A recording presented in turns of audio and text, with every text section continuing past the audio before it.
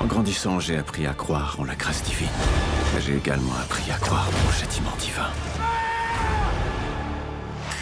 Bon bah les gars, Ankalaev est le nouveau champion light heavyweight de l'UFC après une victoire par décision unanime à l'UFC 313 contre Alex Pereira. Alors est-ce que c'est un cauchemar pour l'UFC? Oui. Est-ce que, bon, pour la plupart des fans, oui aussi. Mais bah, c'était mérité tout simplement parce qu'Ankalaev, alors aux yeux des juges, il a gagné 3 rounds à 2. Il a perdu le premier round et perdu le dernier, mais gagné tous ceux du milieu. Et pourquoi c'est mérité? Ben, tout simplement parce que c'est lui qui a réussi pendant l'écrasante majorité du combat à mettre la pression à Poatan et à le faire reculer et donc déjouer. Parce que ben là c'est ce qu'on craignait un petit peu, mais c'est que c'est là où il est le meilleur, c'est quand il peut avancer Pereira, puisque c'est là où il peut installer correctement ses low kicks, c'est là où il peut vraiment mettre en place son jeu avec son jab, avec ses petites feintes de corps, avec ses crochets, etc. Enfin, qu'il peut développer. Et là, c'était vraiment la première fois dans la carrière de Pereira à l'UFC où on le voyait constamment reculer, hésiter, beaucoup hésiter. Et bah donc, tout simplement, il n'a jamais réussi à s'exprimer. C'est même Ankalaev qui a réussi à blesser Poatan au deuxième round avec un magnifique bras arrière. Et vraiment, c'était... Il y a eu la cloche qui a sonné, mais sinon, ça aurait pu même s'aggraver peut-être un petit peu plus pour Poatan. Donc, alors pas autant non plus que lors du combat, lors du premier je crois contre Adesanya où là vraiment il était à la limite d'être KO, mais il n'était pas bien quand même. Donc dans le combat, c'est lui qui aura reculé constamment Alex Pereira, c'est lui qui aura pris les coups les plus significatifs, même s'il en a mis quelques bons aussi, notamment vers la fin du combat. Et ben voilà, tout simplement maintenant, alors ça parle de rematch, mais je crois qu'il n'a pas encore dit exactement Poatan s'il était chaud, s'il le voulait absolument ou quoi. Lors de l'interview juste après le combat, en tout cas Pereira, lui ce qu'il disait c'était bah moi je prends 2 jours de repos et après je repars à l'entraînement. Et ce qu'il disait aussi qui était intéressant à Alex Pereira, c'est ben il a gagné mais avec un style qui était vraiment pas intéressant et un peu chiant, et du coup, et ça c'était vraiment... On va en reparler, putain, je suis en train de m'emballer un petit peu là, on va en reparler après le générique, mais il était en mode Alex Pereira, c'est un style qui est pas intéressant, pas excitant, que les gens ne veulent pas voir, mais en lui donnant la victoire, on récompense ce genre de style. Et il disait aussi, parce qu'il y a eu du clinch contre la cage, Alex Pereira disait aussi, il ne m'a pas blessé, il n'a rien fait contre la cage, c'est moi qui l'ai le plus blessé. Ben, on va en reparler parce que, alors peut-être en tout cas, il a raison sur le fait que c'est pas forcément le style le plus excitant, mais bah, c'est quand même à Pereira normalement de s'en sortir quand il est bloqué contre la cage. Et ben, il a eu beau ne pas faire grand-chose. C'est vrai, Ankalaev, c'est quand même lui qui pendant pas mal de temps mettait des petits coups, des trucs comme ça, donc qui marquait en tout cas aux yeux des juges. Donc, ben, je suis pas trop d'accord avec Pereira malgré tout sur la notation. Enfin, en tout cas. On va en reparler. Petit générique, quelques secondes tout de suite et on revient les gars. Avec Winamax, ton premier dépôt est doublé jusqu'à 100 € en pari gratuit. Dépôt 100 €, 100 € en pari gratuit, plus 10 € avec le code la sueur 10, 210 € pour parier. Attention, les jeux d'argent sont interdits aux mineurs. Jouer n'est pas une alternative au travail et ne permet pas de s'enrichir, donc jouez de manière responsable. Ouais, et donc pourquoi est-ce que je suis à moitié d'accord avec Alex Pereira? C'est que, alors... pour les phases de clinch, en tout cas pour prendre les trucs un peu compartimentés, où il disait que ben, ça sert pas à grand chose, qu'il fait pas de dégâts, que ça ne sert à rien, etc. Alors, on sait que la manière dont sont notés les combats maintenant à l'UFC, c'est sur d'abord le dommage qui est infligé, et sur, si c'est pas du dommage, même si c'est du grappling au sol, quels sont les progrès vers une finition qui sont faits par les combattants. Ben, là, c'est vrai qu'il n'y avait pas de progrès vers une finition de la part d'Ankalaev quand il a mis Poatan contre la cage et qu'il l'a contrôlé en clinch. Mais il y avait des petits coups. Alors, ça marque surtout aux yeux des juges, ça fait pas vraiment du dégât. Mais en tout cas, c'est plus de dégâts que rien du tout. C'est-à-dire que c'est quand même plus de dégâts quand Ankalaev mettait des petits coups à la tête de Pereira. C'est beaucoup plus que s'il ne faisait rien que contrôler sans rien faire d'autre. Donc, c'est quand même lui qui domine ces échanges-là, aux yeux des juges, etc. Donc, et puis c'est surtout à Poatan de s'en sortir. C'est-à-dire que là, du coup, j'ai un peu le résumé round par round, les petites notes que j'ai prises.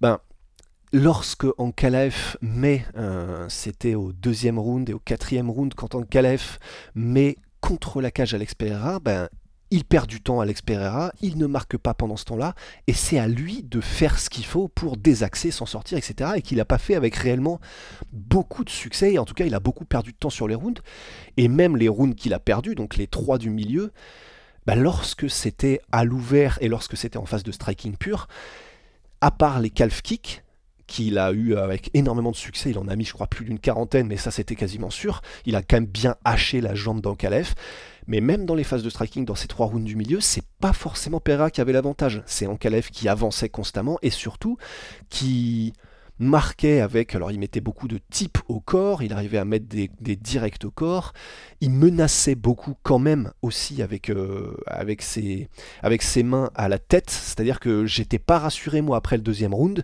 à chaque fois qu'il y avait des avancées d'Ankalaev, et surtout quand ça se rapprochait et que Pereira avait le dos contre la cage, et donc qu'on savait qu'il ne pourrait pas esquiver et reculer pour se sortir des enchaînements, j'étais pas bien, j'étais pas serein du tout. Donc en termes de notation, je suis pas du tout choqué que les juges les aient donnés autant à Ankalaev. Il avait bien commencé pourtant, hein. Pereira avait vraiment bien commencé. Franchement, le premier round, après, je crois que c'était après 1 minute 30, il avait déjà mis 6 calf kicks.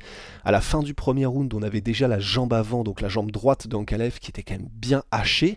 Et ça a continué pendant tout le combat. On a vu d'ailleurs qu'Ankalaev, de temps en temps, il changeait de garde. Parce que très clairement, ça devait faire de l'effet les low kicks d'Alex Pereira. Et très clairement, il fallait qu'il repose un petit peu sa jambe avant. Et donc, il changeait de garde et puis machin. Donc on voyait que ça l'affectait. Mais à la manière de ce qu'Ankalaev avait fait contre Blachowicz, alors oui, ça l'affectait, mais ça l'a pas empêché de mettre la marche avant constamment et donc de faire déjouer Pereira. Moi, j'ai même cru à un moment donné que Pereira s'était blessé à la main, parce qu'à la fin du deuxième round, je crois qu'il se regarde la main, un truc comme ça, parce que je m'étais dit, c'est tellement pas lui, c'est tellement pas Alex Pereira de combattre comme ça en reculant et d'hésiter autant, que je pensais vraiment qu'il y avait un problème, mais à la toute fin du combat, quand il y a eu l'interview d'après-combat par Joe Rogan, non, il a expliqué qu'il avait aucun problème physique, que tout allait bien, et alors peut-être qu'il a mytho, mais enfin là je vois pas l'intérêt, mais donc non, c'est juste que Ankalaev a réussi à parfaitement faire déjouer Poatan, et que Poatan n'a pas trouvé les bonnes solutions. Les solutions de toute façon elles étaient simples, hein, voilà, comme on l'a dit au début du podcast, mais c'était dès que Pereira avançait, alors là mais tout changeait radicalement, et on le voyait, hein, premier round et dernier round, voilà, c'est lui qui domine, c'est lui qui met en danger, alors pas dans le sens il lui met des knockdowns ou quoi, mais qui arrive à vraiment mettre en état d'alerte Ankalaev, et c'était aussi simple que ça. Mais voilà, il n'a pas réussi à le faire, il n'a pas réussi à développer son jeu tout simplement. Donc bravo à Ankalaev quand même. Et puis, ouais voilà, il y avait aussi le fait que, alors là je vais lire mes petites notes hein, pour être sûr de rien oublier, il y avait aussi le fait que Ankalaev lui-même, et ça c'était ses entraîneurs qui lui disaient ça je crois à la fin entre le premier et le deuxième round, quand lui-même envoyait ses kicks, ça marchait bien, hein. C'est-à-dire que lui-même il envoyait parfois des low kicks qui déséquilibraient, qui hachaient bien la jambe avant de Pereira.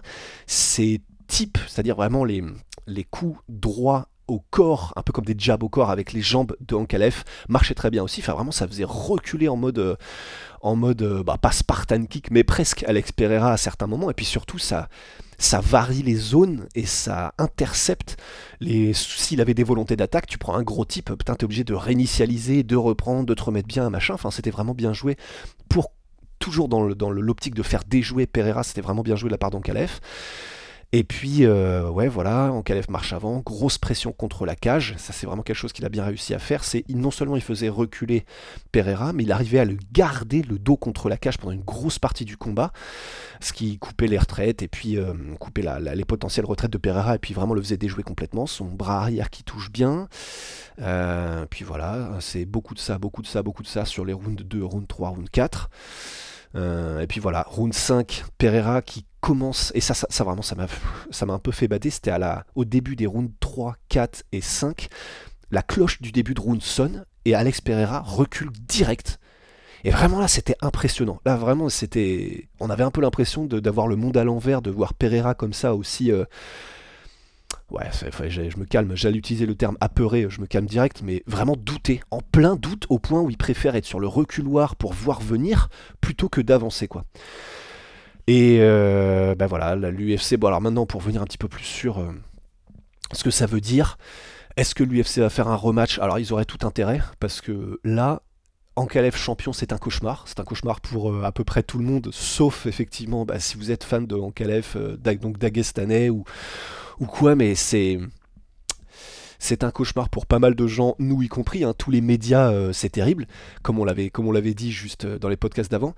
Donc ils ont tout intérêt, l'UFC, à faire un rematch, tout simplement parce que là, Pereira a perdu, donc là c'est beaucoup plus difficile de faire du marketing sur Pereira quand il est sur cette défaite-là. Déjà, bien évidemment, là, on oublie Dricus du Plessis, on oublie encore plus la montée en poids lourd, parce que alors là, s'il montait en poids lourd, et bien évidemment, ça n'aurait aucun sens, hein, là, je veux dire, vu qu'il a perdu, mais si jamais, maintenant, après ce combat-là, il montait en poids lourd pour affronter des gars comme John Jones ou Thomas Spinal, alors là, les probabilités aux yeux des fans que Pereira ait du succès, elles viennent de tomber, mais c'est crack boursier 2008, quoi. C'est maintenant qu'on a vu à quel point c'était entre guillemets facile et possible pour quelqu'un qui menace la lutte et qui menace de changer de niveau et puis qui a quand même des bonnes mains pour faire douter Pereira, de le faire reculer avec le bon game plan. Face à un mec qui fait comme Ankalev mais qui a 15-20 kilos de plus, je ne serais pas confiant du tout. Et pour l'UFC, voilà, là, il faut qu'il fasse tout probablement pour qu'Ankalev ne soit pas champion, donc ça veut dire refaire un combat avec Pereira pour essayer de le faire gagner, enfin en tout cas qu'il gagne, c'est-à-dire pas de le faire gagner dans le sens où ils ont une influence, mais rien là n'aurait de sens autant que par tous les moyens possibles pour l'UFC de faire un combat pour essayer que Pereira reprenne le trône, ou n'importe qui, mais à Ankalaev, mais donc ce sera probablement Pereira vu que c'est quand même une légende de l'UFC. Et en espérant qu'Alex Pereira, voilà, dans le rematch, change de game plan, mette la marche avant et réussisse à complètement changer la dynamique du combat, parce que alors là, c'était terrible. Hein. Et ça se sentait que lui-même avait le seum, autant peut-être que les fans, mais ça se sentait à la fin du combat, et dans ce qu'il a dit, quoi, à Pereira, qu'il était dégoûté un petit peu par l'issue du combat et par la manière dont il avait été jugé. Mais pour moi, c'est pas choquant du tout. Pour moi, c'est mérité là de la part d'Ankalev. Est-ce que c'était spectaculaire? Non. Est-ce que c'était le combat le plus excitant? Non. Mais c'est mérité pour Ankalev. Donc voilà où on en est. Ça va être dur là. Là, c'est dur. C'est dur de se dire que toutes ces opportunités tombent à l'eau pour les combats potentiels d'Alex Pereira. Mais voilà, c'était le jeu et entre guillemets, il peut s'en prendre qu'à lui-même, Pereira. Enfin, c'est facile de faire ça là devant mon putain de dressing, de dire il peut s'en prendre qu'à lui-même. Mais voilà, objectivement, c'est le cas dans le sens où il n'a pas su avoir les réponses pour contrer et changer la dynamique du combat contre un Ankalev qui pourtant, à partir du 3e round, c'était clair qu'il s'était installé, qu'il avait trouvé un petit peu la parade, quoi. Voilà. Et bon dimanche, hein. Bon dimanche à tous. Et puis voilà, hein. MyProtein, toujours probablement des bails de moins 38% avec le code La Sueur. Et puis Oli, les boissons énergisantes, boissons thé glacé, les boissons, et maintenant ils font des milkshakes en poudre, etc. La Sueur 5 € sur votre première commande de réduction. La Sueur 10%. Je ne sais plus. Voilà. Donc en tout cas, Oli, merci à tous, bon week-end et à la prochaine.